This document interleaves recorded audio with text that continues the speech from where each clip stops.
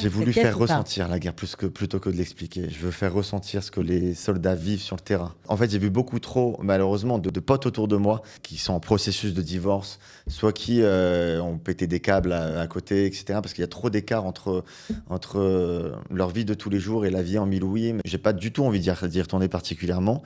Mais on y va pour les potes. Je pense que 100% des soldats en Milouim peuvent dire aujourd'hui que les gens y retournent pour leurs amis et beaucoup plus que pour un principe idéologique ou pour les beaux yeux du pays. Vous le connaissez, il s'appelle David Saba, il est multicarte, il est comédien, il est auteur, et il fait également de la musique. Voilà, il a longtemps travaillé au Hub de l'emploi de Qualita et on est ravis de l'accueillir pour un nouveau projet. David, bonjour et bienvenue. Bonjour Cathy, c'est un plaisir de te revoir ici. Eh ben, moi aussi, partagé. Alors derrière toi, il y a, on va dire, une affiche, voilà, une affiche qui s'appelle Yarok Ba Enaim. C'est le nom de ta future pièce de théâtre. C'est pour ça que tu es là, parce que c'est une pièce de théâtre, oui, mais pas tout à fait comme les autres. Exactement. Alors ça veut dire quoi, Yarok Ba Enaim Yarok déjà by Name, littéralement, ça veut dire du vert dans les yeux. C'est un code à l'armée, notamment pour vérifier si tous les soldats sont présents après un événement. Et c'est une pièce de théâtre sur la guerre, c'est une comédie qui raconte la vie des soldats réservistes, des combattants réservistes pendant cette guerre. Alors, tu as fait, on va dire, plusieurs jours de Milouim, Ouais. des centaines. Quand on aime, on ne compte pas. Combien de rounds? On va commencer le 7e round en septembre 2026 jusqu'en décembre pendant une centaine de jours. Et voilà, il y en a déjà 6 qui sont passés. C'est un an en Milouim, en fait, en gros, Ouais, quasiment. Ouais. à peu près. Ouais, même sûr. même précisément. Ouais. Ok, alors pourquoi tu as eu envie d'écrire une pièce sur l'armée? Est-ce que c'était un besoin d'expliquer ce que tu avais vécu ou plutôt un besoin voilà, de se décharger de toute cette tension, de tous les sentiments qui ont dû te traverser pendant cette année? Alors, il y a deux visions différentes de cette pièce de théâtre. Il y a une portée thérapeutique. Je pense que raconter la vie, faire ressentir aux gens la vie des Milouim Minikim, des soldats réservistes sur la scène, oui, ça catharsise beaucoup. Ça aide beaucoup à évacuer. Et de deux, c'est aussi expliquer vraiment ce qui se passe sur le terrain. Puisque justement, j'ai senti un gap, un énorme écart quand on sortait des périodes de Milouim, quand on nous pose des questions en tant que soldat réserviste. Il y a un grand décalage entre ce que les gens entendent ou voient aux informations et c'est ce qui se passe sur le terrain. Et ça, je voulais le raconter pour pouvoir rassembler les deux. Pourquoi? Parce que quand ce décalage-là qui existe entre nous et vous, parce que bon, moi, je me prends comme exemple parce que je ne fais pas de Milouim, ça, c'était... c'est compliqué après de reconnecter avec la réalité de la vie de tous les jours à cause de ce décalage? Oui, c'est compliqué de connecter parce que c'est forcément, déjà, on est complètement formaté, le rythme change totalement. Mais c'est aussi pour expliquer, et c'est aussi pour faire le lien entre toutes les personnes les femmes de Milouim Nikim aussi, qui sont à la maison et qui sont inquiètes, et ce qui se passe sur le terrain. Et je voulais aussi réconcilier en fait tous ces mondes-là ensemble en rendant hommage un maximum autant aux civils qui restent et qui attendent avec inquiétude qu'aux soldats qui vivent des choses sur le terrain. Bon, alors, est-ce que tout est vrai dans cette pièce? Tout est vrai. Toutes les anecdotes sont vraies. C'est une comédie. Je précise que c'est une comédie. Ah, une comédie. Bon, Voilà, ok. c'est une comédie dramatique, évidemment avec une portée dramatique derrière, puisque quand même on reste dans un contexte absurde de guerre et qu'on retrouve en fait des personnages totalement différents qui ne sont pas spécialement voués à la guerre. On n'est pas formés comme des soldats américains au terrain, à la guerre. Et pourtant, on s'y retrouve. On n'a pas envie d'être là particulièrement, on n'a pas du tout envie d'y être. Mais on fait avec, et toujours avec un maximum de bonne humeur, en tout cas en se tirant les uns vers les autres. Ok, alors tu parlais d'un décalage. Il vient d'où ce décalage? Vous vivez pas du tout la même chose que nous, on est angoissés ici pour vous. On se demande ce qui se passe. Ceux qui ont exactement des fiancés, des frères, des maris, des enfants. On est tendu, quoi. Je veux dire, il y a des gens qui ne dorment pas, qui imaginent les tchicotes badelettes, les coups dans la porte quand l'armée vient annoncer malheureusement un blessé ou un mort. on va dire que les civils, le pays entier vit avec ça. Mais vous, non. Oui, parce que c'est beaucoup sinon, vous ne plus pourriez pas. difficile. Oui. Non, on est toujours anxieux quand on attend et quand on ne connaît pas le terrain. C'est forcément beaucoup plus difficile d'attendre à la maison. Il y a eu tellement de morts aussi en même temps. Oui, non, mais bien sûr, il y a de quoi. C'est tout à fait justifié. Mais je trouve que c'est beaucoup plus difficile d'être dans la vie civile et d'attendre et de ne pas maîtriser les éléments et d'avoir un sentiment d'impuissance que d'être sur le terrain où on a connaissance de son environnement, on se compte les uns sur les autres et on est aussi armé. Ça veut dire quoi? C'est beaucoup plus sympa que ce qu'on imagine sur le Sympa, je ne sais pas si c'est le mot. C'est sympa parce qu'on rend les choses sympathiques et il n'y a pas le choix. On essaye de se faciliter la vie un maximum alors que le contexte n'y est pas. Que ce soit à Gaza ou au Liban, c'est toujours très compliqué. On porte beaucoup. C'est crevant. C'est crevant, c'est épuisant.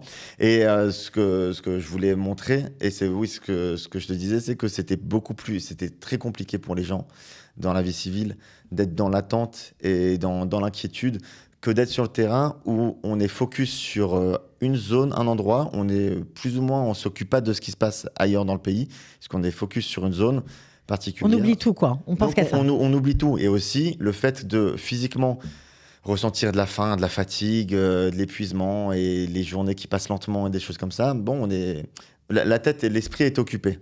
Ok. Et, à partir de quand tu as décidé d'écrire cette pièce? Après ma première période à Gaza, qui s'est finie en juin 2024.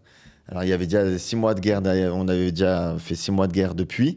Et là, en fait, quand je rencontrais ma famille ou mes amis, la plupart des questions étaient du genre c'est quand le prochain tour et qu'est-ce que tu penses de Netanyahou, comment il gère la guerre, et tu penses qu'il y a encore beaucoup de terroristes à Gaza ou des choses comme ça, des choses dont on n'a aucune idée, où j'ai pas du tout la réponse parce que je suis pas un stratège politique et que j'ai pas d'avis à donner. La guerre, elle se passe complètement différemment. Ouais, moi je pensais plus à décanter tout ce qu'on venait de vivre, l'intensité que ce soit des combats ou des moments d'attente ou de ce stress-là. Il y avait beaucoup trop d'émotions en moi et qui étaient complètement déconnectées du fait de savoir où est-ce qu'elle en est la guerre, est-ce qu'on a... Est-ce que les otages vont sortir? Est-ce que les otages, voilà, c'était pas du tout des questions en tout cas que je me posais, auxquelles en tout cas j'ai pas la réponse. Pareil, ouais. C'est surtout la réponse parce qu'on pose la question aux soldats comme s'ils avaient la réponse ou comme s'ils avaient une vision. Pas du tout, personne ne sait ce qui se passe. Et du coup, c'est pouvoir expliquer ce qui se passe sur le terrain, faire ressentir plutôt ce qui se passe sur le terrain pour comprendre qu'on n'est pas du tout ni dans des analyses géopolitiques, ni dans... Voilà. Donc, tu as voulu expliquer la guerre? C'est ça ce que tu as voulu faire? J'ai voulu faire ressentir la guerre plutôt que de l'expliquer. Je veux faire ressentir ce que les soldats vivent sur le terrain. En fait, j'ai vu beaucoup trop, malheureusement, de potes autour de moi qui ont dû... soit qui sont en processus de divorce, soit qui ont pété des câbles à côté, etc. Parce qu'il y a trop d'écart entre leur vie de tous les jours et la vie en Milouï, mais il y a eu un mauvais impact aussi à ce niveau-là. Et par faute d'incompréhension. C'est toujours très dur. Il y a la phrase qui revient à chaque fois, et ça c'est la plus importante, c'est quand on a un nouveau tour de Milouïm, la plupart des gens nous disent vous en avez fait trop, arrêtez. Moi, on me dit tout le temps, ouais, vous savez, David, combien tu peux faire, etc. Ça y est. Déjà, la guerre, elle n'est pas terminée. J'ai pas du tout envie d'y retourner particulièrement, mais on y va pour les potes. On y va. Je pense que 100% des soldats en Milouïm peuvent dire aujourd'hui, et je peux être le porte-parole par rapport à ça, que les gens y retournent pour leurs amis, et beaucoup plus que pour un principe idéologique ou pour les beaux yeux du pays. La première raison pour laquelle on y va, parce que j'ai aucune raison d'y retourner en septembre jusqu'à décembre. C'est un impact énorme au niveau professionnel, au niveau de la vie de tous les jours, et pourtant on y retourne. Alors justement, pendant qu'on parle de professionnel, c'est intéressant parce que entre 2 tours de Milouïm, t'as bossé quand même, et t'as fait des trucs sympas. Ouais. J'ai bossé, voilà, on essaye, on s'en sort, etc. Tu peux nous raconter, parce que quand même... Déjà, je suis indépendant, je fais une activité indépendante. Non, mais t'as eu un rôle quand même sympa. Ouais, il y a eu le tournage entre 2 périodes de guerre, il y a eu le tournage de Fauda. J'avais casté pour un rôle, pour un des rôles de Français qui jouent dans la 5e saison. J'ai pas été pris sur ce rôle-là, mais la production m'a quand même proposé d'être silhouette figurant sur une quinzaine de jours sur le plateau pour jouer un terroriste européen. Voilà. Donc c'est complètement démentiel parce que en fait, t'étais à ce moment-là, tu étais à Gaza, je crois. Voilà. Exactement. J'étais après une période au Liban, j'allais retourner à Gaza et le tournage s'est prolongé aussi quand j'étais à Gaza. Donc il y a eu un moment où je sortais de Gaza exprès pour le tournage. Donc t'enlevais pour tourner ça, voilà, j'enlevais mes madis, ma tenue militaire pour me mettre, pour manipuler des armes du Hamas et revenir. Parce que tu jouais un terroriste. Ouais, je suis un terroriste. Pas bien. C'est pas bien. Mais il faut voir, la saison est incroyable pour le coup. Ouais, ça a dû être une expérience folle pour toi. Ouais, c'est une expérience folle. Avec tous les acteurs. C'est une expérience folle parce que Fawda, sur cette saison-là, ils ont fait un énorme travail de Hasbara. Et il raconte aussi le 7 octobre. Il raconte beaucoup. Tous les personnages sont en post-trauma du 7 octobre. On les retrouve. Ça ne suit pas la saison 4. La saison 4 se finit de manière dramatique. Mais là, il y a une ellipse dans le temps et on est bien après les événements du 7 octobre où les personnages qu'on retrouve sont en post-trauma. Et il y a un nouveau, ce qu'ils appellent le Sinvar de l'Europe, qui est en train d'enrôler en France des jeunes pour commettre des attentats en Israël. Voilà, un scénario dramatique, mais avec énormément d'Asbara dedans. Enfin, voilà, et presque réel.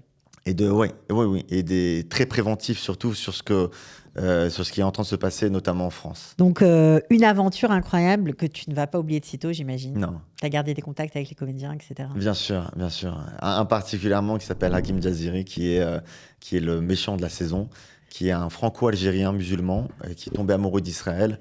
Et on s'est liés d'amitié assez rapidement. Il y avait Mélanie Laurent aussi, évidemment. C'était c'était tellement sympathique de tourner avec ces gens-là qui sont extrêmement talentueux. Et ils ont vécu aussi, il y avait la réalité dépasser la fiction, puisque pendant le tournage, il y a eu la guerre en Iran en juin 2025. Et ils ont interrompu le tournage et ces acteurs-là, Hakim Jaziri et Mélanie Laurent, sont restés. Et ils n'ont pas été rapatriés, ils n'ont pas voulu être rapatriés. Et ils ont vécu la guerre. Et donc, de leurs propres yeux, ils ont vécu ce que c'était, la réalité. Donc, ils ont dû être choqués de la communication qui était complètement folle, différente. Exactement. Et je sais que pour Hakim, ça lui donne encore plus la niaque pour défendre Israël en France, parce qu'en ayant vécu la guerre et la réalité sur le terrain, il a vu ce que c'était. Bon, alors, cette pièce, elle va sortir quand ? On revient à la pièce, parce que c'est quand même l'objet de cette rencontre aujourd'hui. Elle sort quand, cette Alors, pièce ? c'est un spectacle immersif qui demande beaucoup de moyens, puisqu'il y a pour faire ressentir la guerre, on met en place des écrans qui donnent une perspective à la scène, aussi un sound design qui plonge le spectateur dans la scène. Donc, il y a beaucoup d'enjeux scénographiques entre des effets techniques et visuels et sonores.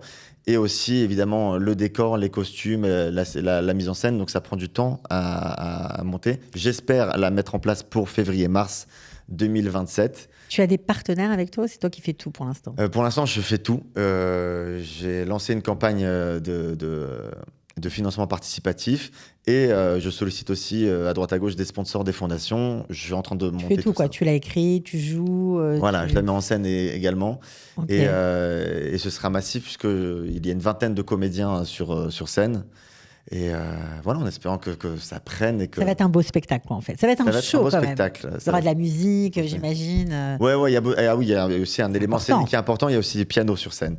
Ce qui ne peut pas être dit avec des mots est dit avec la musique. Donc voilà, déjà pour remettre l'art à sa place et pour faire un contraste avec tout ce qui est tout le langage de guerre, la présence de la musique est cruciale dans cette pièce de théâtre. Bon. Et c'est important de... Bon, en tout cas, nous, on est super contents. D'abord, bravo pour ce travail parce que je pense que ça va aider beaucoup de gens. On a besoin de digérer tout ce qu'on a passé. Il y a des moments où on ne comprend même pas ce qu'on a vécu. Et soudain, je pense que aller voir un spectacle de théâtre, ça aide à réfléchir, à remettre les choses en place et puis à ressentir. Ça fait du bien aussi de ressentir des choses qui sont un peu enfouies, à pleurer peut-être, à rire aussi. On va tout faire en même temps. Voilà. La pièce sera en hébreu, sur titre en français. Parce que c'est important aussi que le public francophone qui est entièrement concerné aussi par cette guerre s'y retrouve. Et je veux profiter aussi de ça, du fait de pouvoir être franco-israélien pour pour inclure ça. Bon, alors si vous voulez aider au montage de la pièce, on mettra bien sûr le lien sous la vidéo. En tout cas, David, vraiment, on te souhaite Behatzlacha, bravo pour ton service, voilà, pour tout ce que tu as donné pour le pays, pour nous. On voulait aussi te dire merci, c'est l'occasion. Merci. Et puis on te souhaite bonne chance. On espère qu'on sera très bientôt tous dans la salle pour t'applaudir. Voilà. Merci beaucoup, Cathy. À bientôt. À bientôt.